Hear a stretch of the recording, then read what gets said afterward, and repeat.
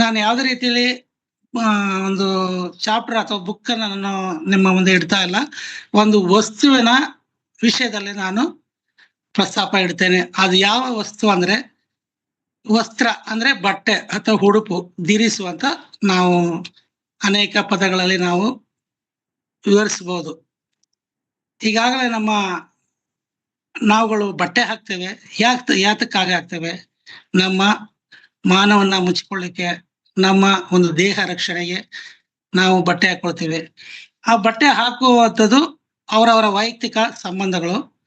ಅದ್ರ ಬಗ್ಗೆ ನಾವು ದೇವರ ವಾಕ್ಯದಲ್ಲಿ ನಾವು ಮೊಟ್ಟ ಮೊದಲಿಗೆ ಯಾವ ಬಟ್ಟೆ ಹಾಕಿದ್ರು ನಮ್ಮ ಹಿರಿಯರು ಎಂಬುದಾಗಿ ನಾವು ಆದಿಕಾಂಡ 3ನೇ ಅಧ್ಯಾಯ 7ನೇ ವಚನ ಓದಿಕೊಳ್ಳುವ.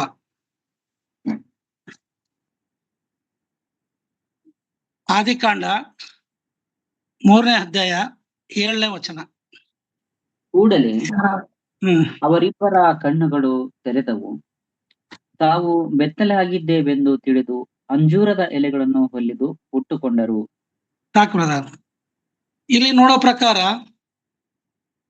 ಅಂಜೂರದ ಎಲೆಗಳನ್ನ ಹುಟ್ಟುಕೊಂಡ್ರು. ಇದು ಅವರು ಆದಿ ತಂದೆ ತಾಯಿಗಳಾದಂತಹ ಆದಾಮ ಅವಳು ಮಾಡಿಕೊಂಡಂತ ಒಂದು ಮೊದಲ ಉಡುಗೆ, ಮೊದಲ ವಸ್ತ್ರ ಅಂತ ನಾವು ಹೇಳ್ಬೋದು. ಅವರು ತಯಾರು ಮಾಡಿಕೊಂಡಂತ ವಸ್ತ್ರ. ಯಾಕೆ ಅದನ್ನ ಮಾಡಿಕೊಂಡ್ರು? ನಾವು ನೋಡುವಾಗ ಅದೇ ಆದಿಕಾಂಡ 2ನೇ ಅಧ್ಯಾಯ 7ನೇ ವಚನ. ಈಗಿರಲು ಯೆಹೋವ ದೇವರು ನೆಲದ ಮಣ್ಣಿನಿಂದ ಮನುಷ್ಯನನ್ನು ರೂಪಿಸಿ ಅವನ ಮೂಗಿನಲ್ಲಿ ಜೀವ ಶ್ವಾಸವನ್ನು ಊದಿದನು. ಆಗ ಮನುಷ್ಯನು ಬದುಕುವ ಪ್ರಾಣಿಯಾದನು. Okay brother. ಇಲ್ಲಿ ಮನುಷ್ಯನನ್ನ ನೆಲದ ಮಣ್ಣಿನಲ್ಲಿ ಸೃಷ್ಟಿ ಮಾಡಿದನು ಎಂಬುದಾಗಿ ನಾವು ದೇವರ ವಾಕ್ಯದಲ್ಲಿ ನಾವು ನೋಡ್ತೇವೆ. ಆ ಸಂದರ್ಭದಲ್ಲಿ ಇನ್ನೊಂದು ವಾಕ್ಯ, ದೇವರು ತನ್ನ ಸ್ವಾರೂಪ್ಯಕ್ಕೆ ತಕ್ಕ ಹಾಗೆ ರೂಪಿಸಿದನ್ನ ನಾವು ಮಣ್ಣಿನಲ್ಲಿ ದೇವರು ರೂಪಿಸಿದ ನಾವು ವಾಕ್ಯದಲ್ಲಿ ನೋಡ್ತೇವೆ. ಇದು ಯಾಕೆ ಇದುವರೆಗೂ ಅವರು ಬಟ್ಟೆ ಹಾಕಿದರೂ ಕೂಡ, ಅವರು ವಸ್ತ್ರ ಧರಿಸದಿದ್ದರೂ ಕೂಡ ಅವರಿಗೆ ಯಾವ ರೀತಿ ಕೂಡ ವ್ಯತ್ಯಾಸ ಅನ್ನೋದು ಕಂಡು ಬಂದಿಲ್ಲ. ಕಾರಣ ಯಾಕೆಂದ್ರೆ ಅವರು ಪವಿತ್ರರಾಗಿದ್ದರು, ಅವರು ಪಾಪ ಮಾಡಿರ್ಲಿಲ್ಲ, ಪರಿಶುದ್ಧರಾಗಿದ್ರು, ದೇವರ ಅನ್ಯೋನ್ಯತೆಯಲ್ಲಿದ್ರು. ಹೀಗಿರುವಾಗ ಅವರು ಬೇರೆ ಬೇರೆ ಎಂಬ ಒಂದು ತಾರತಮ್ಯತೆ ಆಗಲಿ, ಬೇರೆ ಬೇರೆ ಅಂತ ಒಂದು ವ್ಯತ್ಯಾಸ ಕಂಡುಬರಲಿಲ್ಲ. ಯಾವಾಗ ಇವರು ಸೈತಾನನು ಬಂದು ಅವಳನ್ನ ಮೋಹಿಸಿ, ಅವಳನ್ನ ಆಕರ್ಷಣೆಯಿಂದ ಅವಳ ಗಮನವನ್ನ ತನ್ನೆಡೆಗೆ ತೆಗೆದುಕೊಂಡು, ಈ ಹಣ್ಣು ರಮ್ಯವಾಗಿದೆ, ರುಚಿಯಾಗಿದೆ, ಜ್ಞಾನೋದಯಕ್ಕೆ ಅಪೇಕ್ಷಿತಪದಾಗಿದೆ ಎಂಬುದು ಹೇಳಿ ಆಕೆಯನ್ನ ಒಂದು ಮನವೊಲಿಸಿ ದೇವರ ಕೊಟ್ಟ ಅಪ್ಪನ ಮೀರುವ ರೀತಿಯಲ್ಲಿ ಕಪ್ಪು ಮಾಡುವ ಹಾಗೆ ಪರಿವರ್ತನೆ ಮಾಡಿದಾಗ ಅವರು ಬೆತ್ತಲಾದರು. ಇಲ್ಲಿ ಬೆತ್ತಲಾದ ಮೇಲೆ 2 ರೀತಿಯ ನಾವು ಬೆತ್ತಲೆತನ ನಾವು ನೋಡ್ತೇವೆ.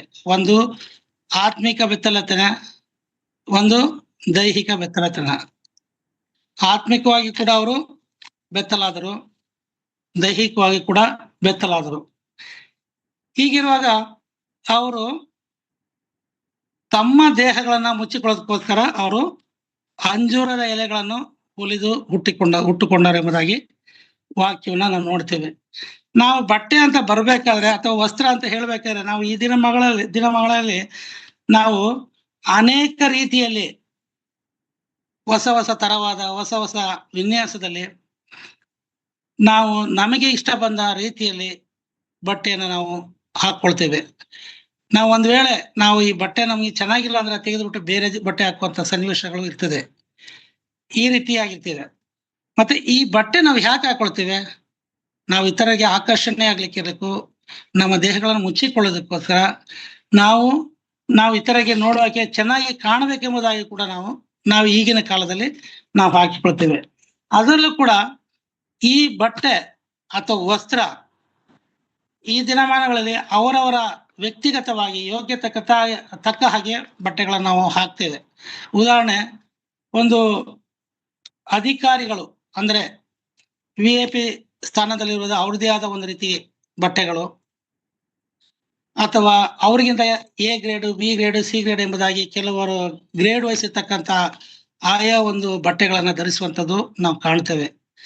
ಮತ್ತೆ ನಾವು ಈಗಾಗಲೇ ನಾವು ನೋಡ್ತೇವೆ, ಕೆಲವೊಂದು ಸಂದರ್ಭಗಳಲ್ಲಿ ನಾವು ಈಗ ಪೊಲೀಸ್ ಅವ್ರದೇ ಆದ ಒಂದು ಸಮವಸ್ತ್ರ, ಎಲ್ಲರೂ ಒಂದೇ ತರ ಇರ್ಬೇಕೆಂಬುದಾಗಿ, ಒಂದೇ ಸಾಮಾನ್ಯವಾಗಿ ಇರ್ಬೇಕಂದ್ರ ಯಾವುದೇ ರೀತಿ ವ್ಯತ್ಯಾಸ ಇರಬಾರದು ಎಂಬುದಾಗಿ ಈ ಒಂದು ಸಮವಸ್ತ್ರನ ಧರಿಸುವಂತ, ಹಾಗೆ ಡ್ರೈವರ್ಗಳು ಕೂಡ, ಚಾಲಕರು ಕೂಡ ಅವ್ರದೇ ಆದ ಒಂದು ಸಮವಸ್ತ್ರ ಧರಿಸುವಂತ ನೋಡ್ತೇವೆ. ಆಸ್ಪತ್ರೆಗಳಿರ್ತಕ್ಕಂಥ ಡಾಕ್ಟರ್ಗಳು ಕೂಡ ಅವ್ರದೇ ಆದ ಒಂದು ಸಮವಸ್ತ್ರ, ಅವರನ್ನ ಗುರುತಿಸ್ಕೊಳ್ಳೋದಕ್ಕೋಸ್ಕರ ನಾವಿಂತ ಉದ್ಯೋಗನ ನಾವು ಮಾಡ್ತಾ ಇದ್ದೇವೆ ಎಂಬುದಾಗಿ, ನಾವು ಈ ಕಾರ್ಯಗಳನ್ನು ಮಾಡ್ತಾ ಇದ್ದೇವೆ. ಒಬ್ರು ಪೋಸ್ಟ್ ಮ್ಯಾನ್ ಅಲ್ಲಿ ಹೋಗ್ತಾ ಇದ್ರೆ ಪೋಸ್ಟ್ ಯೂನಿಫಾರ್ಮ್ ಹಾಕೊಂಡಿದ್ರೆ ಪೋಸ್ಟ್ ಮ್ಯಾನ್ ಅಂತ ನಾವು ಕರಿತೀವಿ. ಒಂದ್ ವೇಳೆ ಆಟೋ ಡ್ರೈವರ್ ಹೋಗ್ತಾ ಇದ್ರೆ ಆಟೋ ಡ್ರೈವರ್ ಎಂಬುದು ಅವರವರ ಧರಿಸುವಿಕೆ, ಅವರವರ ಉಡುಪು, ಅವರವರ ತೊಡುಗೆಗಳನ್ನ ನಾವು ಒಬ್ಬ ವ್ಯಕ್ತಿಗಳನ್ನ ನಾವು ಗುರುತಿಸುವಂತ ಸ್ಥಿತಿ ನಮ್ಮದಾಗಿರ್ತದೆ. ಹೀಗೆ ಮತ್ತೆ ಅದರ ಕ್ವಾಲಿಟಿ, ಬಟ್ಟೆಯ ಕ್ವಾಲಿಟಿ ಅಂತ ನೋಡ್ಬೇಕಾದ್ರೆ ಐಶ್ವರ್ಯವಂತನು ಒಂದು ತರವಾದ ಬಟ್ಟೆ, ಮಧ್ಯಸ್ಥಗಾರನು ಒಂದು ತರವಾದ ಬಟ್ಟೆ, ಬಡವನು ಒಂದು ತರ ಬಟ್ಟೆ, ಅದೇ ಭಿಕ್ಷುಕಾರನು ಒಂದು ತರ. ತಮ್ಮದೇ ಒಂದು ಸ್ಥಿತಿಗತಿಗಳನ್ನು ಅನುಸರಿಸಿ ನಾವು ಮನುಷ್ಯರು ಬಟ್ಟೆಗಳನ್ನು ಹಾಕುವಂಥದ್ದನ್ನ ನಾವು ಈ ದಿನಮಾನಗಳನ್ನು ನಾವು ನೋಡ್ತೇವೆ. ಐಶ್ವರ್ಯ ಅಂತ ಏನು, ಒಳ್ಳೆ ಕಾಸ್ಟ್ಲಿ ಬೆಲೆ ಬಾಳುವಂತ ವಸ್ತ್ರನ ಧರಿಸುವಂಥದ್ದು ನಾವು ನೋಡ್ತೇವೆ. ಬಡವನು ಮಧ್ಯಸ್ಥನು ಅವನ ಕೈಗೆಟುಕುವಂತಕ್ಕಂಥ, ಅವನ ಬೆಲೆಗೆ ಕೈ ಎಟುಕುವಂತ ಒಂದು ಸಾಮಾನ್ಯವಾದ ಬಟ್ಟೆಗಳನ್ನು ಹಾಕುವಂತ ನೋಡ್ತೇವೆ. ತೀರಾ ಬಡವನು ಅರ್ಧಂಬರ್ಧ ಹಾಕೊಳ್ತಕ್ಕಂತ ಒಂದು ಸ್ಥಿತಿಯನ್ನು ನೋಡ್ತೇವೆ. ಭಿಕ್ಷುಕನು ಏನು ಇಲ್ಲದ ರೀತಿಯಲ್ಲಿ ಇರ್ತಕ್ಕಂಥದ್ದು. ಈ ರೀತಿಯಾದ ಒಂದು ನಮ್ಮ ಮನುಷ್ಯರಾದ ಜೀವಿತದಲ್ಲಿ ನಾವು ಧರಿಸುವಂತ ತೊಡುಗೆಗಳ ಆಗಿರ್ತವೆ. ಆದ್ರೆ ಇಲ್ಲಿ ನಾವು ಈಗಿನ ಪರಿಸ್ಥಿತಿಯಲ್ಲಿ ನಾವು ಈ ದಿನಮಾನಗಳಲ್ಲಿ ನಡೀತಕ್ಕಂತ ಒಂದು ಬಟ್ಟೆಯ ವ್ಯವಸ್ಥೆನ ನಾವು ನೋಡಿದ್ದೇವೆ. ಆದರೆ ಇಲ್ಲಿ ಆದಿ ತಂದೆ ತಾಯಿಗಳಂತ ಆದಾಮನು ಅವಳು ಧರಿಸಿಕೊಂಡಂತ ಉಡುಗೆಯನ್ನು ಕೇವಲ ತಾತ್ಕಾಲಿಕವಾಗಿ ಒಣಗಿ ಹೋಗ್ತಕ್ಕಂಥ ಅಂಜೂರದ ಎಲೆ, ಅದು ಶಾಶ್ವತವೇ ಇರುವುದಿಲ್ಲ. ಇವತ್ತು ಬೆಳಿಗ್ಗೆ ಕಿತ್ತು ಹಾಕೊಂಡ್ರೆ ಸಂಜೆ ವೇಳೆಗೆ ಅದು ಒಣಗಿ ಹೋಗುವಂತ ಒಂದು ಪರಿಸ್ಥಿತಿ ಅದಾಗಿರ್ತದೆ. ಯಾಕೆಂದ್ರೆ ಮನುಷ್ಯನು ಮಾಡಿಕೊಳ್ಳುವಂಥದ್ದು ತಾತ್ಕಾಲಿಕವಾದಂಥ ವಸ್ತುಗಳೇ ಆಗಿರ್ತವೆ. ಆದ್ರೆ ನಾವು ಇವತ್ತಿನ ದಿನಗಳಲ್ಲಿ ಒರಿಜಿನಾಲಿಟಿ ಇರಬೇಕೆಂಬುದಾಗಿ ಅನೇಕ ಸ್ಥಿತಿಯಲ್ಲಿ ಅದನ್ನ ಡೆವಲಪ್ ಮಾಡಿ ಒಂದೊಂದು ವಸ್ತುವನ್ನ ಶಾಶ್ವತ, ಇದು ಕ್ವಾಲಿಟಿ ಇಲ್ಲ, ಇದು ಕ್ವಾಲಿಟಿ ಇದೆ, ಇದು ಒರಿಜಿನಲ್ ಇದೆ ಎಂಬುದಾಗಿ ನಾವು ಬಟ್ಟೆಯನ್ನಾಗಲಿ ಪ್ರತಿ ಒಂದು ವಸ್ತುವನ್ನಾಗಲಿ ಹೆಚ್ಚು ಬಾಳಿಕೆ ಬರಬೇಕಾದ ಒಂದು ರೀತಿಯಲ್ಲಿ ನಾವು ಅದನ್ನ ತಯಾರು ಮಾಡ್ಲಿಕ್ಕೆ ಮನುಷ್ಯನಾದವನು ಈಗಿನ ಪರಿಸ್ಥಿತಿಯಲ್ಲಿ ಯೋಚನೆ ಮಾಡ್ತಾರೆ. ಆಗಿನ ಪರಿಸ್ಥಿತಿ ಏನೇ ಮಾಡಿದ್ರು ಕೂಡ ಮನುಷ್ಯನ ಜ್ಞಾನವು ದೇವರ ಜ್ಞಾನದಷ್ಟು ನಿಲುಕಲು ಸಾಧ್ಯ ಇಲ್ಲ. ನಮಗೆ ಎರಡನೇದಾಗಿ ಮತ್ತೆ ಆದಿಕಾಂಡ 3ನೇ ಅಧ್ಯಾಯ 10ನೇ ವಚನ ನೋಡಿ. ಮತ್ತೆ ದೇವರು ಒಂದು ವಸ್ತ್ರವನ್ನ ಕೊಡ್ತಾನೆ. ದಯಮಾಡಿ ಓದ್ತೀರಾ? ಇಲ್ಲ ಓದ್ಬೇಕಾ? ಓದ್ಲಾ? ಆದಿಕಾಂಡ 3:10. ಮನುಷ್ಯನನ್ನು ನೀನು ಎಲ್ಲಿ ಇರುತ್ತಿ ಎಂದು ಕೂಗಿ ಕೇಳಲು ಅವನು, ನೀನು ತೋಟದಲ್ಲಿ ಸಂಚರಿಸುವ ಸಪ್ಪಳವನ್ನು ನಾನು ಕೇಳಿ ಬೆತ್ತಲೆಯಾಗಿದ್ದೇನಲ್ಲ ಎಂದು ಹೆದರಿ ಅಡಗಿಕೊಂಡೆನು ಅಂದನು. ಮುಂದೆ ಅದಕ್ಕಾತನು, ನೀನು ಬೆತ್ತಲೆಯಾಗಿದ್ದಿ ಎಂದು ನಿನಗೆ ತಿಳಿಸಿದವರಾರು? ತಿನ್ನಬಾರದೆಂದು ನಾನು ನಿನಗೆ ಆಜ್ಞಾಪಿಸಿದ ಮರದ ಹಣ್ಣನ್ನು ತಿಂದಿಯಾ ಎಂದು ಕೇಳಲು ಆ ಮನುಷ್ಯನು, ನನ್ನ ಜೊತೆಯಲ್ಲಿರುವುದಕ್ಕೆ ನೀನು ಕೊಟ್ಟ ಸ್ತ್ರೀಯು ಆ ಮರದ ಹಣ್ಣನ್ನು ನನಗೆ ಕೊಟ್ಟಳು, ನಾನು ತಿಂದೆನು ಎಂದು ಹೇಳಿದನು. Okay, thank you sister. ಇಲ್ಲಿ ಅವರು ಬೆತ್ತಲಾದ ಪರಿಸ್ಥಿತಿಯನ್ನ, ಅವರು ಅವಮಾನಕ್ಕೆ ಒಳಗಾದಂತ ಸ್ಥಿತಿಯನ್ನು ನೋಡ್ತೇವೆ. ಅದೇ ಅಧ್ಯಾಯ 21ನೇ ವಚನದಲ್ಲಿ ನೋಡಿ. ಹಾಗೆ 21ನೇ ಯೆಹೋವ ದೇವರು ಆದಾಮನಿಗೂ ಅವನ ಹೆಂಡತಿಗೂ ಚರ್ಮದ ಅಂಗಿಗಳನ್ನು ಮಾಡಿ ತೊಡಿಸಿದನು. ಓಕೆ, ಮುಂದೆ ಮನುಷ್ಯನು ಒಳ್ಳೆದ ಕೆಟ್ಟ ಅರಿದವನು. ಓಕೆ, ಇಲ್ಲಿ ನಮ್ಮ ತಂದೆಯಾದ ದೇವರು, ಸೃಷ್ಟಿಕರ್ತನಾದ ದೇವರು ಇಲ್ಲಿ ಮನುಷ್ಯನಿಗೆ ತನ್ನ ದೈಹಿಕ ಮಾನವನ ಮುಚ್ಚಿಕೊಳ್ಳೋದಕ್ಕೆ, ತನ್ನ ದೇಹದ ರಕ್ಷಣೆಗೆ ಮುಚ್ಚಿಕೊಳ್ಳೋದಕ್ಕೋಸ್ಕರ ಅವನು ಮಾಡಿದ ಪಾಪದ ನಿಮಿತ್ತ ಅವನು ಬೆತ್ತಲಾದದ್ದರಿಂದ ಅದನ್ನ ಅವನು ಮನುಷ್ಯರು ತಾವು ಮಾಡಿದಂಥ ತಪ್ಪುಗಳನ್ನ ಅವರ ತಿಳುವಳಿಕೆ ಬಂದು ಗ್ರಹಿಸಿಕೊಂಡು ಈಗ ನಾವು ಹೆಣ್ಣು ಗಂಡು ಭೇದ ಭಾವವಾಗಿದ್ದೇವೆಂಬುದಾಗಿ ಅವರು ಅರಿತವರಾದ್ದರಿಂದ ಅವರು ಚರ್ಮದ ಅಂಜೂರದ ಎಲೆಗಳನ್ನು ಮುಚ್ಚಿಕೊಂಡಿದ್ರು. ಅನಂತರ ಇವರು ಔತ್ಕೊಂಡು ಅವರು ಮರೆಯಾಗಿ ದೇವರ ಕಣ್ಣಿಗೆ ಅವರು ಮರೆ ಮಾಚುವ ರೀತಿಯಲ್ಲಿ ಒಂದು ಮರದ ಅಡಿಯಲ್ಲಿ ಒಂದು ಗುಹೆಯ ಒಳಗೆ ಔತ್ಕೊಂಡು ಅವರು ಔಸ್ಕೊಂಡು ಇರ್ಬೇಕಾದ್ರೆ ದೇವರು ಆ ಏದೇನ್ ತೋಟದಲ್ಲಿ ತಿರುಗಾಡ್ಕೊಂಡು ಬರ್ಬೇಕಾದ್ರೆ ಅವರು ಮರೆಯಾಗಿದ್ದನ್ನ ನೋಡಿ ದೇವರಾತ್ಮನ ಕೇಳುವಂಥದ್ದನ್ನ ನಾವು ನೋಡ್ತೇವೆ. ಯೆಹೋವದೇವರು ಆದಮನಿಗೆ ಹೆಂಡತಿಗೂ ಚರ್ಮದ ಅಂಗಿಗಳನ್ನು ತೊಡಿಸಿದನು. ಅಂದ್ರೆ ಅವರಿಗೆ ಒಂದು ಪ್ರಾಣಿಯಿಂದ ತೆಗೆದಂತ ಒಂದು ಚರ್ಮವನ್ನ ಅವರಿಗೆ ಕೊಟ್ಟು ಅದರಿಂದ ಬಟ್ಟೆಯನ್ನು ಮಾಡಿ ಅವರ ಒಂದು ದೇಹವನ್ನ ಮುಚ್ಚಿಕೊಳ್ಳಿಕ್ಕೋಸ್ಕರ ಅಥವಾ ದೇಹದ ರಕ್ಷಣೆಗೋಸ್ಕರ ತಂದೆಯಾದ ದೇವರು, ಸೃಷ್ಟಿಕರ್ತನಾದ ದೇವರು ಒಂದು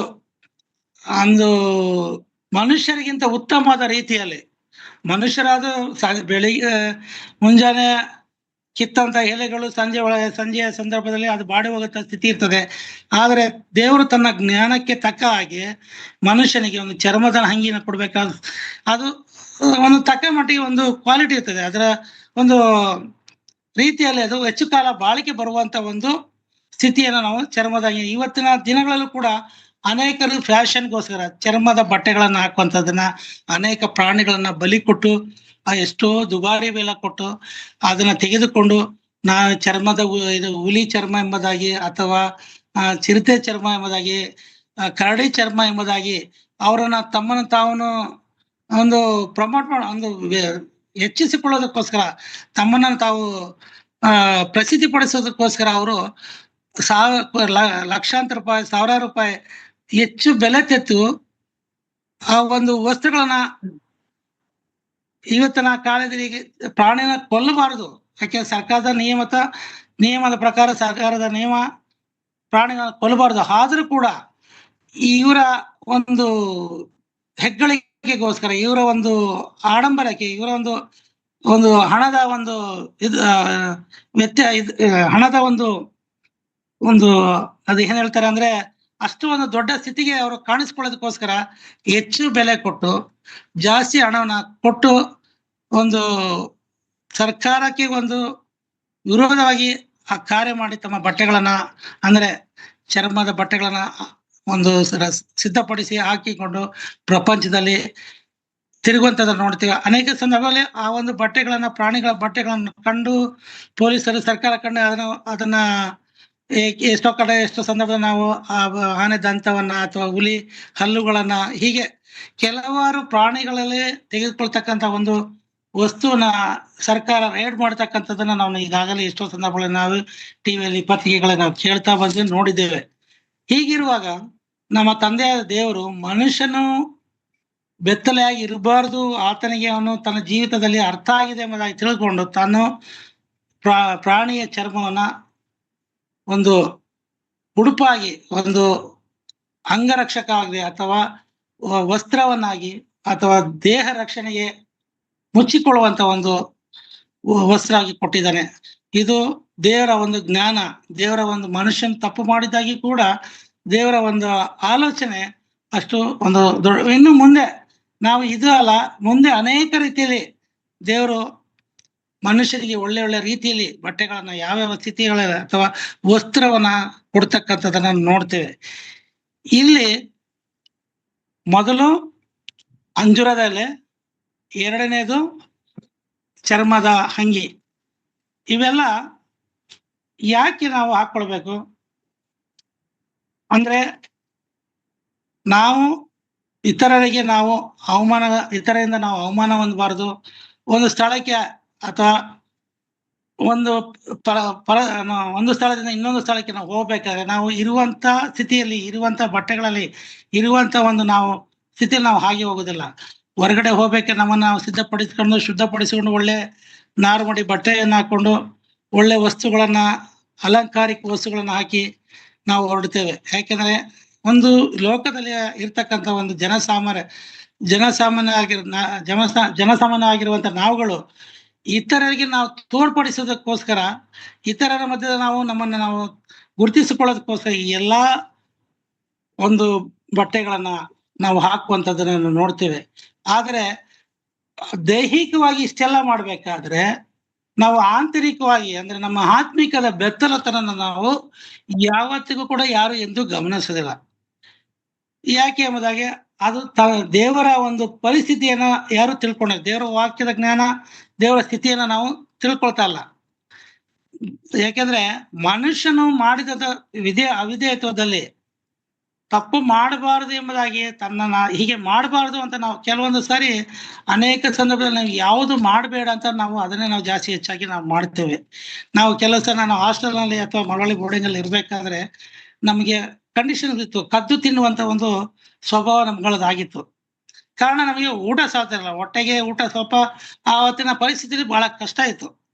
ಏನಾದ್ರು ಮಾಡಿದ್ರೆ ಅಲ್ಲಿ ತೋಟದಲ್ಲಿ ಬೆಳೀತಕ್ಕಂಥ ಹಣ್ಣು ಪದಾರ್ಥಗಳು, ತರಕಾರಿನೂ ಕೂಡ, ಇವತ್ತು ಕ್ಯಾರೆಟ್ ಆಗಲಿ, ಮೂಲಂಗಿ ಆಗಲಿ, ಟೊಮೊಟೊ ಆಗಲಿ, ಏನೇ ಬೆಳೆದ್ರು ಕೂಡ ಇಲ್ಲಿ ನಮಗೆ ಆಹಾರದಾಗಿ ಶಾಲೆ ಬಿಟ್ಟು ಹೋಗಿ ನಾವು ಅದನ್ನ ಕದ್ದು ತಿನ್ನುವಂತ ಪರಿಸ್ಥಿತಿ ಆಗಿನ ಕಾಲದಲ್ಲಿ ಇತ್ತು.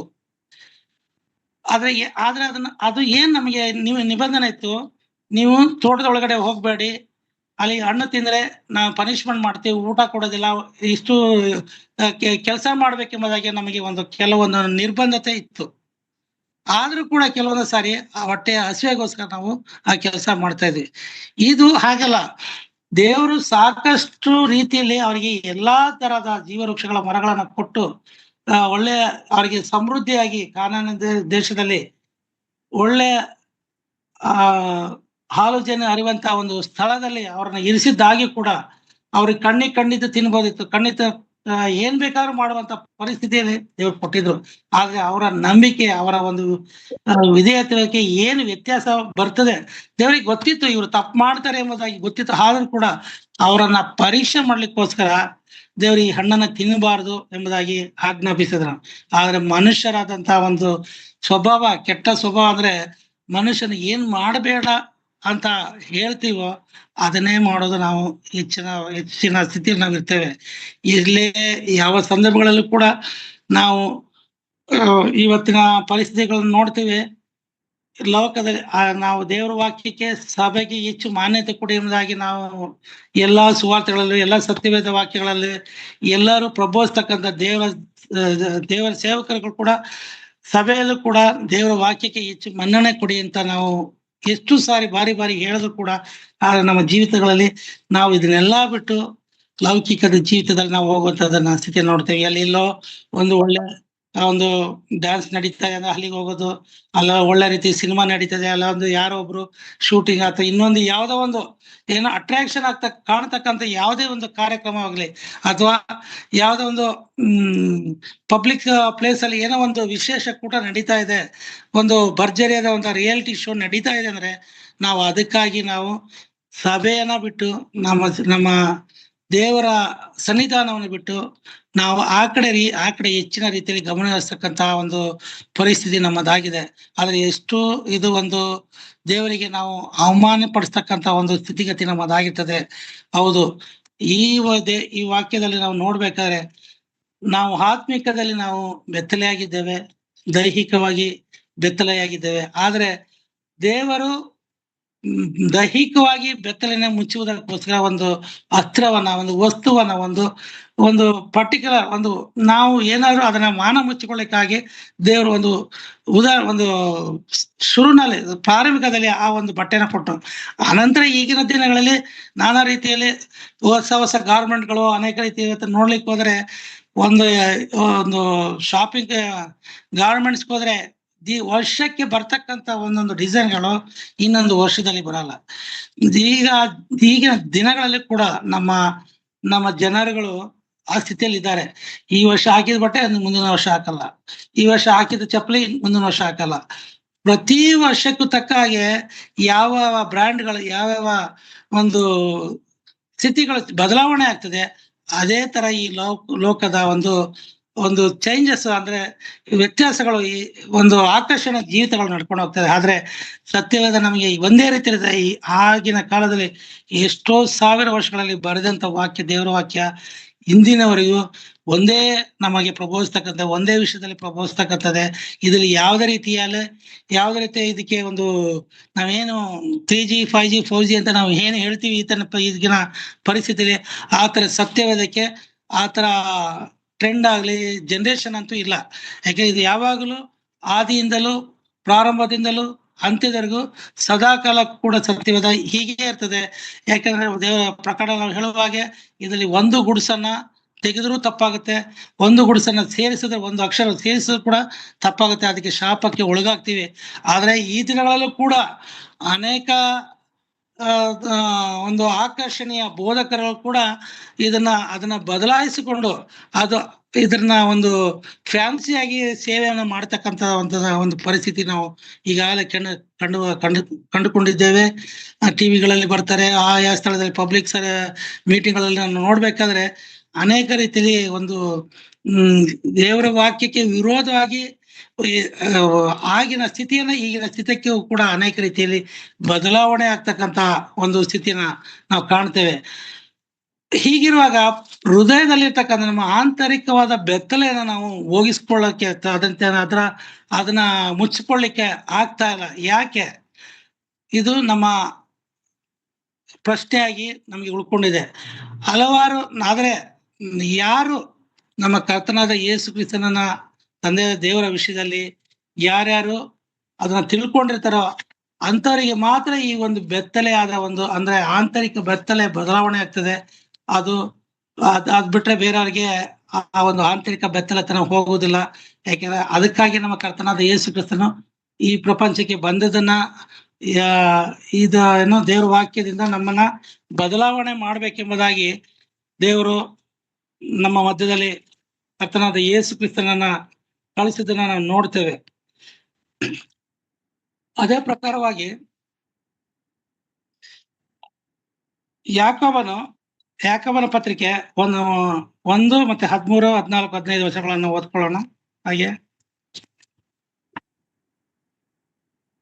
ಅಲ್ಲೋ, ಕಷ್ಟವನ್ನು ಸಹಿಸಿಕೊಳ್ಳುವವನು ಧನ್ಯನು, ಅವನು ಪರಿಶೋಧಿತನಾದ ಮೇಲೆ ಜೀವವೆಂಬ ಜಯಮಾಲೆಯನ್ನು ಹೊಂದುವನು. ಸ್ವಾಮಿಯು ತನ್ನನ್ನು ಪ್ರೀತಿಸುವವರಿಗೆ ಇದನ್ನು ವಾಗ್ದಾನ ಮಾಡಿದ್ದಾನೆ. ಯಾವನಾದರೂ ಪಾಪ ಮಾಡುವುದಕ್ಕೆ ಪ್ರೇರೇಪಿಸಲ್ಪಡುವಾಗ ಈ ಪ್ರೇರಣೆಯು ನನಗೆ ದೇವರಿಂದ ಉಂಟಾಯಿತೆಂದು ಹೇಳಬಾರದು. ದೇವರು ಕೆಟ್ಟದ್ದಕ್ಕೇನು ಸಂಬಂಧಪಟ್ಟವನಲ್ಲ, ಆತನು ಯಾರನ್ನೂ ಪಾಪಕ್ಕೆ ಪ್ರೇರೇಪಿಸುವುದಿಲ್ಲ. ಇಲ್ಲಿ ನೋಡ್ತೇವೆ, ದೇವರು ಕೆಟ್ಟದಕ್ಕೆ ಹೊಣೆ ಆಗಲ್ಲ. ಅಂದ್ರೆ ಪಾಪ ಮಾಡೋದಕ್ಕೆ ದೇವರು ಯಾವತ್ತೂ ಕೂಡ ಪ್ರೋತ್ಸಾಹ ಕೊಡೋದಿಲ್ಲ. ಆತನು ಒಳ್ಳೇದನ್ನೇ ಮಾಡ್ತಕ್ಕಂಥ ಒಳ್ಳೆ ವಿಷಯಗಳನ್ನೇ ದೇವರು ನಮಗೆ ಕೊಡುವಂತ ದೇವರು ನಮಗಾಗಿದ್ದಾನೆ. ಆ ದೇವರು ಕೆಟ್ಟದಕ್ಕೆ ಸಂಬಂಧನಲ್ಲ. ಯಾಕೆಂದ್ರೆ ಯಾರು ಕೂಡ ದೇವರು ಮಾಡಬೇಡಿ ಎಂಬುದಾಗಿ ವಾಗ್ದಾನ ಮಾಡಿದ್ದಾಗಿ ಕೂಡ ಕೆಟ್ಟದನ್ನು ಮಾಡೋದಕ್ಕೆ ಪ್ರೇರೇಪಿಸೋ ಸೈತಾನನೇ ಹೊರತು ದೇವರಲ್ಲ. ಇದು ಕೆಟ್ಟದಕ್ಕೆ ಸೈತಾನನ ಹೊರತು ಯೇಸು ಸ್ವಾಮಿ ಅಥವಾ ನಮ್ಮ ಕರ್ತನಾದ ಸೃಷ್ಟಿಕರ್ತನಾದ ದೇವರು ಅಲ್ಲ. ಪ್ರತಿಯೊಬ್ಬನು ಆ ಶಾಪದಿಂದ ಎಳೆಯಲ್ಪಟ್ಟು ಮರಳುಗೊಳಿಸದವನಾಗಿ ಪ್ರೇರೇಪಿಸ ಅಲ್ಲಿ ಮರಳುಗೊಂಡವನಾಗಿ ಪ್ರೇರೇಪಿಸಲ್ಪಡುತ್ತಾನೆ. ಇಲ್ಲಿ ಹಾಗಿದೆ. ಅದೇ ಆದಾಮಳು ಅವಳು ಸೈತಾನನ ಅಂದ್ರೆ ಸರ್ಪದ ಒಂದು ಆಶಾಪಾಶದಿಂದ ಎಳೆಯಲ್ಪಟ್ಟವಳು. ಅವರು ಮರಳುಗೊಂಡು ಆ ಆಶೆಯು ಅವ್ರನ್ನಲ್ಲಿ ಪ್ರೇರೇಪಿಸಿ ಆಶೆಯನ್ನ ಹುಟ್ಟಿಸಿ ಆಕೆಗೆ ಅದನ್ನ ತಿನ್ನುವಂತ ಪರಿಸ್ಥಿತಿಯನ್ನ ನಾವು ನೋಡ್ತೇವೆ. ಮುಂದೆ ಆಶೆಯು ಬಸುರಾಗಿ ಪಾಪವನ್ನು ಏರುತ್ತದೆ. ಪಾಪವು ತುಂಬಾ ಬೆಳೆದು ಮರಣವನ್ನ ಹಡಿತದೆ. ಹೌದು, ದಿನೇ ದಿನ ಪಾಪ ಹೆಚ್ಚಾಗ್ತಾ ಹೋದಾಗ ಅದು ಪಾಪವು ಅದು ಬಸರಾಗಿ ಅಂದ್ರೆ ದೊಡ್ಡದಾಗಿ ಅದು ಬೆಳೀತದೆ. ಬೆಳೆದು ನಾಳೆ ದಿವಸ ಅದು ಶಾಪಕ್ಕೆ ಗುರಿಯಾಗಿ ಮರಣ ನಾವು ಹೊಂದದ ಅಂದ್ರೆ ಆತ್ಮಿಕ ಮರಣ. ಇದು ಶಾರೀರಿಕ ಮರಣ ಮಣ್ಣಿನಿಂದ ಸೃಷ್ಟಿ ಮಾಡಿದ ಮೇಲೆ ಅಂತ್ಯದಲ್ಲಿ ಕರ್ತನ ದಿನ ಬರುವವರೆಗೂ ನಾವು ಶಾರೀರಿಕ ಮರಣ ಹೊಂತೇವೆ, ಅದು ನಿಶ್ಚಯ ಅದು. ಆದರೆ ಆತ್ಮಿಕ ಮರಣ ನಾವು ಪಾಪದಿಂದ ಬಿದ್ದ ಮೇಲೆ ಪಾಪವು ಅದು ದೊಡ್ಡದಾಗಿ ಬೆಳೆದು ಅದು ಶಾಪವಾಗಿ ಪರಿಣಮಿಸಿ ಅದು ದೊಡ್ಡದಾಗ್ತಾ ಮರಣ ಅಂದ್ರೆ ಆತ್ಮಿಕ ಮರಣವನ್ನ ನಾವು ಜೀವದಿಂದ ದೇಹದಲ್ಲಿ ಜೀವವಿರ್ತದೆ, ಆದ್ರೆ ಆತ್ಮದಲ್ಲಿ ನಾವು ಮರಣ ಹೊಂತೀವಿ. ಆವಾಗಲೇ ನಮ್ಮ ಪಾಪ ಅಲ್ಲಿ ಉತ್ಪತ್ತಿ ಆಗುತ್ತೆ. ಆ ಪಾಪದಲ್ಲಿ ನಾವು ಬೆಳೀತಾ ಹೋಗ್ತಾ ನಮಗೆ ಅದರ ಬಿಡುಗಡೆಗೋಸ್ಕರ ನಮ್ಮ ಕರ್ತನಾದ ಯೇಸು ಕ್ರಿಸ್ತನು ಬರುವಂತದನ್ನ ನಾವು ನೋಡ್ತೇವೆ.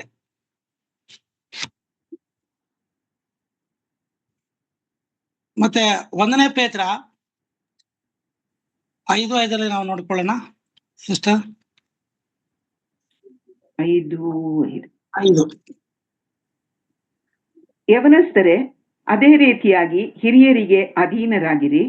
ನೀವೆಲ್ಲರೂ ದೀನ ಮನಸ್ಸೆಂಬ ವಸ್ತ್ರದಿಂದ ಸೊಂಟ ಕಟ್ಟಿಕೊಂಡು ಒಬ್ಬರಿಗೊಬ್ಬರು ಸೇವೆ ಮಾಡಿರಿ. ದೇವರು ಅಹಂಕಾರಿಗಳನ್ನು ಎದುರಿಸುತ್ತಾನೆ, ದೀನರಿಗಾದರೂ ಕೃಪೆಯನ್ನು ಅನುಗ್ರಹಿಸುತ್ತಾನೆ. Thank you sister. ಇಲ್ಲಿ ಪಾಪದಿಂದ ಬಿಡುಗಡೆಗೋಸ್ಕರ ನಾವು ಹೇಗಿರ್ಬೇಕೆಂಬುದಾಗಿ ಪೇತ್ರನ ಪತ್ರಿಕೆಯಲ್ಲಿ ನಾವು ನೋಡ್ತೇವೆ. ನೀವೆಲ್ಲರೂ ದೀನ ಮನಸ್ಸೆಂಬ ವಸ್ತ್ರದಿಂದ ಸೊಂಟ ಕಟ್ಟಿಕೊಂಡು ಒಬ್ಬರಿಗೊಬ್ಬರು ಸೇವೆ ಮಾಡ್ರಿ ಎಂಬುದಾಗಿ. ಇಲ್ಲಿ ದೀನ ಮನಸ್ಸೆಂಬ ವಸ್ತ್ರ ನಮಗೆ ಇಲ್ಲಿ ನಮ್ಮ ಕರ್ತನಾದ ಯೇಸು ಕ್ರಿಸ್ತನ ಕೊಡುವಂಥದನ್ನ ನಾವು ನೋಡ್ತೇವೆ. ಆ ದೀನ ಮನಸ್ಸೆಂಬ ವಸ್ತ್ರ ನಾವು ಸೊಂಟಕ್ಕೆ ಕಟ್ಟಿಕೊಂಡು ನಾವು ಒಬ್ಬರಿಗೊಬ್ಬರಿಗೆ ಸೇವೆ ಮಾಡಬೇಕು. ಹೌದು, ನಾವು ಈ ಲೋಕದಲ್ಲಿ ಜೀವಿಸ್ಬೇಕಾದ್ರೆ ಒಬ್ಬರಿಗೊಬ್ಬರು ಸೇವೆ ಮಾಡುವಂತ ಮನೋಭಾವ ನಮಗಿರ್ಬೇಕು. ಆವಾಗ ಈ ಒಂದು ದೀನ ಮನಸ್ಸೆಂಬ ವಸ್ತ್ರ ನಾವು ಧರಿಸಿಕೊಳ್ಳಕ್ಕೆ ಸಾಧ್ಯ. ಮತ್ತೆ ಮತ್ತಾಯ 20:26 27 ಮತ್ತಾಯ ಸುವಾರ್ತೆ 20ನೇ ಅಧ್ಯಾಯ 26-27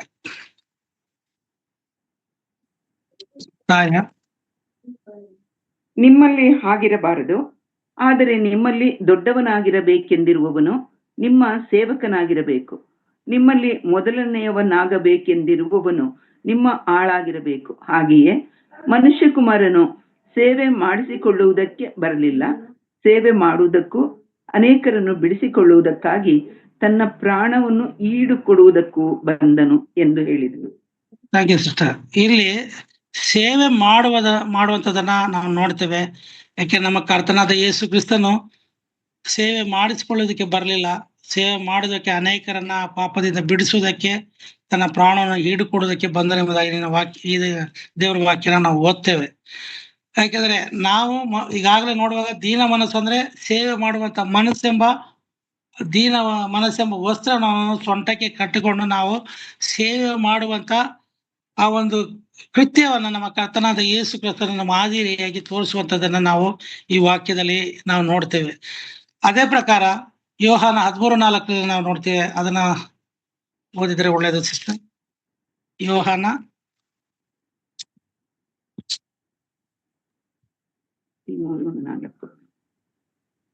13:4. ಯೇಸು ಮೇಲುದಿಕೆಯನ್ನು ತೆಗೆದಿಟ್ಟು ಕೈ ಪಾವುಡವನ್ನು ತಕ್ಕೊಂಡು ನಡುವಿಗೆ ಕಟ್ಟಿಕೊಂಡನು. ಆಗ ಬೋಗುಣಿಯಲ್ಲಿ ನೀರು ಹಾಕಿಕೊಂಡು ಶಿಷ್ಯರ ಕಾಲುಗಳನ್ನು ತೊಳೆಯುವುದಕ್ಕೂ ನಡುವಿಗೆ ಕಟ್ಟಿಕೊಂಡಿದ್ದ ಕೈ ಪಾವುಡದಿಂದ ಒರೆಸುವುದಕ್ಕೂ ಪ್ರಾರಂಭಿಸಿದನು. Thank you sister. ಇಲ್ಲಿ ನಮ್ಮ ಕರ್ತನಾದ ಯೇಸು ಕ್ರಿಸ್ತನು ಸೇವೆ ಮಾಡುವಾಗ ಆ ಒಂದು ದೀನ ಮನಸ್ಸು ಎಂಬ ವಸ್ತ್ರವನ್ನು ಧರಿಸಿಕೊಂಡಿದ್ದಾನೆ. ಜೊತೆಗೆ ಸೊಂಟಕ್ಕೆ ಕೈ ಪಾವಡವನ್ನ ಕಟ್ಕೊಂಡು ಸೇವೆ ಮಾಡುವಂಥದ್ದನ್ನ ನಾವು ನೋಡ್ತೇವೆ. ಈ ಕೈ ಪಾವಡ ಅದು ಒಂದು ಕೆಲಸ ಮಾಡುವಂತ ಒಂದು ದೀನತೆಯನ್ನ ಕಾಣಿಸ್ತದೆ. ಈಗ ಒಬ್ಬ ಕೂಲಿ ಮಾಡುವಂತವನು ಅಥವಾ ಒಬ್ಬ ಡ್ರೈವರ್ ಅಥವಾ ಯಾರು ಒಂದು ಕಷ್ಟಪಟ್ಟು ಬೆವರು ಸುರಿಸಿ ಕೆಲಸ ಮಾಡುವಂತ ವ್ಯಕ್ತಿ ಯಾರಾಗಿರ್ತಾರೆ ಅವರ ಕೈಯಲ್ಲಿ ಒಂದು ಟವಲ್ ಅಥವಾ ಕೈ ಪಾವಡ ಇರ್ತಕ್ಕಂಥದ್ದನ್ನ ನಾವು ನೋಡ್ತೇವೆ. ಈ ಕೈ ಪಾವಡ ಯಾಕೆ ಅದನ್ನ ಒಂದು ಸಾಧನವಾಗಿ ಉಪಯೋಗಿಸ್ತೀವಿ ಅಂದ್ರೆ, ಆಗಾಗ ಶ್ರಮ ಪಡುವಾಗ ಬೆವರು ಬರ್ತದೆ, ಒಂದು ಆ ಬೆವರು ಬರುವಾಗ ಅದು ಒರೆಸ್ಕೊಳ್ಬೇಕು, ಕಣ್ಣೀರು ಬರ್ತದೆ, ಇನ್ನೂ ಅನೇಕ ರೀತಿ ದೇಹದಲ್ಲಿ ಇರ್ತಕ್ಕಂಥ ಒಂದು ಒಂದು ವಿಸರ್ಜನೆಯನ್ನ ಒರೆಸ್ಕೊಳ್ಳೋದಕ್ಕೋಸ್ಕರ ಆ ಒಂದು ಕೈಪಾಡವನ್ನ ಇರ್ತದೆ. ಅದು ಅಂದ್ರೆ ಶುದ್ಧತೆ ಮಾಡ್ಲಿಕ್ಕೋಸ್ಕರ, ಶುದ್ಧತೆ ಅಂದ್ರೆ ನಾವು ಕ್ಲಿಯರ್ ಮಾಡ್ಕೊಳ್ಳಿಕ್ಕೋಸ್ಕರ. ಹಾಗೆ ಇದ್ರೆ ನಾವು ಅದನ್ನ ರೂಪಿಸ್ಕೊಳ್ಳೋಕಾಲ. ಈಗ ಕೂಲಿ ಮಾಡುವಂತ ನಾವು ಕೊಳೆ ಧೂಳು ಮೈ ಮೇಲೆ ಹಾಕೊಂಡಾಗ ಹಾಗೆ ಇದ್ರೆ ಕೆಲಸ ಮಾಡ್ಲಿಕ್ಕೆ ಕಷ್ಟಕರವಾಗಿರುತ್ತೆ. ಆದ್ರೆ ಅದು ಸ್ವಲ್ಪ ಒರೆಸ್ಕೊಂಡು ಅದು ಕ್ಲೀನ್ ಮಾಡ್ಕೊಂಡ್ರೆ ಕೆಲಸ ಮಾಡ್ಲಿಕ್ಕೆ ಅನುಕೂಲ ಆಗುತ್ತೆ. ಅದೇ ಪ್ರಕಾರದಲ್ಲಿ ನಮ್ಮ ಕರ್ತನಾದ ಯೇಸು ಕ್ರಿಸ್ತನು ಕೈಪಾಡವನ್ನ ತೆಗೆದುಕೊಂಡು ಸೊಂಟಕ್ಕೆ ಕಟ್ಟಿಕೊಂಡು ಶಿಷ್ಯರ ಕಾಲುಗಳನ್ನ ತೊಳೆಯುವಂಥದ್ದನ್ನ ನಾವು ನೋಡ್ತೇವೆ. ಇದು ಕೈಪಾವಡ. ಅದು ಇನ್ನು ದೀನ ಮನಸ್ಸಿನ ವಸ್ತ್ರಕ್ಕಿಂತ ಅತಿ ಸೇವೆ ಮಾಡುವಂಥದ್ದು, ದಾಸತ್ವತನದ ಒಂದು ಪಾವಡ ಅಂದ್ರೆ ಬಟ್ಟೆ. ಈ ಬಟ್ಟೆಯಲ್ಲಿ ನಾವು ನೋಡ್ತೇವೆ. ನಾವು ಮೊದಲಿಗೆ ಅಂಜೂರದ ಎಲೆಯ ಒಂದು ವಸ್ತ್ರನ ನಾವು ನೋಡ್ತೇವೆ. ಅನಂತರ ನಮ್ಮ ಕರ್ತನಾದ ನಮ್ಮ ತಂದೆಯಾದ ದೇವರು, ಸೃಷ್ಟಿಕರ್ತನಾದ ದೇವರು ಅವರಿಗೆ ಚರ್ಮದ ಒಂದು ಅಂಗಿಯನ್ನ ಕೊಡುವಂಥದ್ದನ್ನ ನೋಡ್ತೇವೆ. ಮೂರನೇದಾಗಿ ನಮ್ಮ ಕರ್ತನಾದ ಯೇಸು ಕ್ರಿಸ್ತನು ದೀನ ಮನಸ್ಸೆಂಬ ವಸ್ತ್ರವನ್ನ ಅಂದ್ರೆ ದೀನತೆಯನ್ನ, ಒಂದು ತಗ್ಗಿದ ಭಾವದಿಂದ, ದಾಸತ್ವ ಭಾವದಿಂದ, ಆ ಒಂದು ಕನಿಷ್ಠದ ಸ್ಥಿತಿಯಲ್ಲಿರ್ತಕ್ಕಂಥ ಒಂದು ಆ ದೀನ ಮನಸ್ಸೆಂಬ ವಸ್ತ್ರವನ್ನ ಕೊಡ್ತಕ್ಕಂಥದ್ದನ್ನ ನಾವು ನೋಡ್ತೇವೆ. ಇನ್ನು ನಾಲ್ಕನೆಯದು ತಗ್ಗಿಸಿಕೊಳ್ಳುವುದಕ್ಕೆ, ಸೇವೆ ಮಾಡುವುದಕ್ಕೆ ಕೈಪಾಡವನ್ನು ತೆಗೆದುಕೊಂಡು ಒಂದು ಕೆಳಮಟ್ಟದ ರೀತಿಯಲ್ಲಿ ಆತನು ತನ್ನ ಸೇವೆಯನ್ನ ಮಾಡ್ತಕ್ಕಂಥ ಒಂದು ಮಾದರಿಯನ್ನು ನಮಗೆ ತೋರಿಸಿದ್ದಾನೆ. ಇದು ನಮ್ಮ ಕರ್ತನಾದ ಯೇಸು ಕ್ರಿಸ್ತನು ಈ ರೀತಿಯಾದ ನಮ್ಮ ದೇವರು ನಾವು ಏನ್ ಮಾಡಬೇಕು, ನಮ್ಮ ಆಂತರಿಕವಾದ ನಮ್ಮ ಹೃದಯ ಬೆತ್ತಲತನವನ್ನ ಅದನ್ನ ಮುಚ್ಚಿಕೊಳ್ಳೋಕೆ, ಅದರ ಸರಿಪಡಿಸಿಕೊಳ್ಳೋದಕ್ಕೆ ನಾವು, ಯಾಕೆಂದ್ರೆ ದೇವರು ಪರಿಶುದ್ಧನಾಗಿರೋ ಪ್ರಕಾರ ನಾವು ಕೂಡ ಪರಿಶುದ್ಧರಾಗಬೇಕಂದ್ರೆ ಆತನ ಸೃಷ್ಟಿಗಳಾದ ನಾವು. ಯಾಕೆಂದ್ರೆ ನಾವು ಆದಿಕಾಂಡದಲ್ಲಿ ನಾವು ನೋಡೋ ಪ್ರಕಾರ ದೇವರು ತನ್ನ ಸ್ವರೂಪಕ್ಕೆ ತಕ್ಕಾಗಿ ನಮ್ಮನ್ನ ರೂಪಿಸಿದನು. ಹಾಗಿರುವ ದೇವರು ತನ್ನ ಇಷ್ಟದ ರೀತಿಯಲ್ಲಿ ಮನುಷ್ಯನು ಕೂಡ ಇರಬೇಕು ಒಂದು ಮಹಾ ಉದ್ದೇಶದಿಂದ ಆತನ ನಮ್ಮನ್ನ ಈ ಲೋಕದಲ್ಲಿ ಇಟ್ಟಿದನು. ಆದ್ರೆ ನಾವು ಕಾಲಕ್ರಮೇಣ ನಾವು ದೇವರಿಂದ ದೂರ ಹೋಗಿ ಸೈತನನ ಸಂಗತಿಗಳನ್ನ ನಾವು ಇಜ್ಜೋಡಾಗಿ ನಾವು ಪಾಪದ ಕೃತ್ಯಗಳನ್ನ ನಾವು ಕೈ ಹಾಕುವಾಗ ಆ ಪಾಪದ ಕೃತ್ಯಗಳನ್ನ ನಾವು ಬಿಟ್ಟು ನಾವು ಪರಿಶುದ್ಧಾತ್ಮನ ಅಡೆಗೆ ನಾವು ಹೋಗ್ಲಿಕ್ಕೆ ನಮಗೆ ಕರ್ತನಾದ ಯೇಸು ಕ್ರಿಸ್ತನ ದೀನ ಮನಸ್ಸೆಂಬ ವಸ್ತ್ರವನ್ನು ನಮಗೆ ಕೊಡ್ತಾನೆ. ಮತ್ತೆ ಸೊಂಟಕ್ಕೆ ಕೈ ಪಾವಡನ್ನ ಕಟ್ಟಿಕೊಂಡು ತಾನು ಶಿಷ್ಯ ಕಾಲಗಳು ಹೇಗೆ ಸೇವೆ ಮಾಡುತ್ತಾನೆ ಆ ಕೈಪಾಡವನ್ನ ನಮಗೆ ಕೊಡ್ತಾನೆ. ಯಾಕೆ ಸೇವೆ ಮಾಡುವಂತ ಮನೋಭಾವ.